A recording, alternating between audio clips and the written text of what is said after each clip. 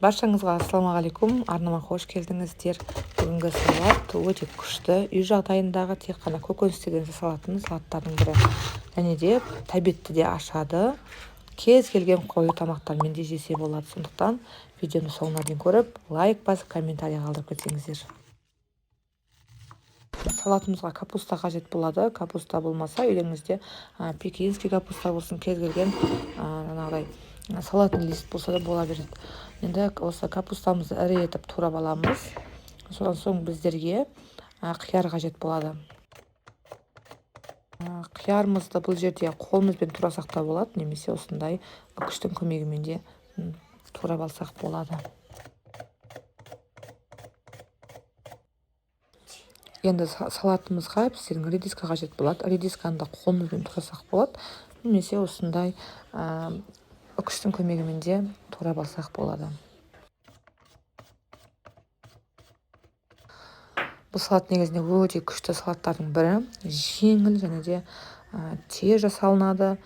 Сосын кез келген палау болсын, макарон болсын, спагетти болсын, кез келген қою тамақтармен жей берсеңіздер болады. Ең бастысы тәбетті ашатын салаттардың бірі. Енді қиярымыз бен редискамызды капустамыздың үстіне салып аламыз. Біздерге енді сәбіз қажет болады. Сәбізді дәл осылай етіп үкіштің көмегімен өткеріп аламыз. Оны да жаңағы ыдысымызға салып аламыз. Біздерге енді міндетті түрде салатымызға өте керемет дәм беретін чеснок қажет болады. Чесногымызды енді бұл жерде пышақтың көмегімен өте ұсақ етіп турап аламыз. Бала кезімізде осы чеснокты нанның қырына жағып жеп жүретінбіз. Өте күшті жаңағыдай иісі де өзі чесноктың тәбетті де ашады ғой. Кез келген салаттармен де үйлесіп кете береді.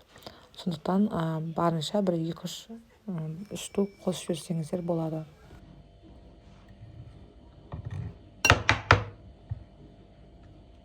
Енді біздерге тәтті болгар бұрышы қажет болады. Бұл жерде көп емес, болгар бұрышының осы жартысын ғана қоссаңыздар жеткілікті.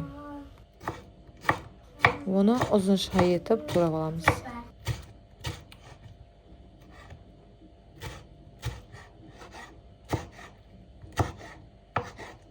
Достар, және де менің арнама тіркеліп, лайк басып, өз пікірлеріңізді қалдырып кетсеңіздер, каналымның дамуы сіздердің қолдаңызда, сондықтан барынша қолдап жіберсеңіздер.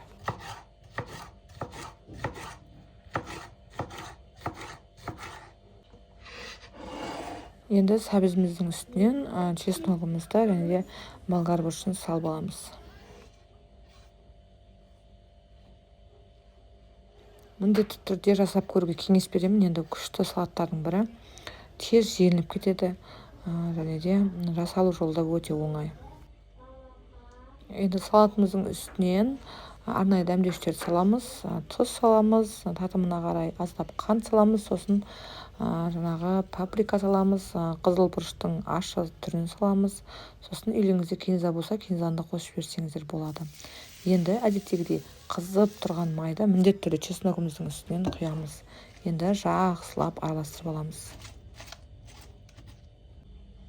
Негізінде салатта қолымыздың да көмегімен араластырған жақсы болады, өте күшті шығады. Енді мен басқа ыдысқа да салып жақсылап араластырып алсаңыздар болады. Мен солай жасадым. Енді салатымыз дайын болды. Енді осы жерде міндетті түрде аздап қасықтың ұшымен ғана уксус құйып жіберіңіздер. Енді салатымыз дайын, енді тамағымызбен қосып жіберсек болады. Өте күшті, сіздерге ұнайды деген ойдамын. Келесі видеомда кездескенше сау болыңыздар.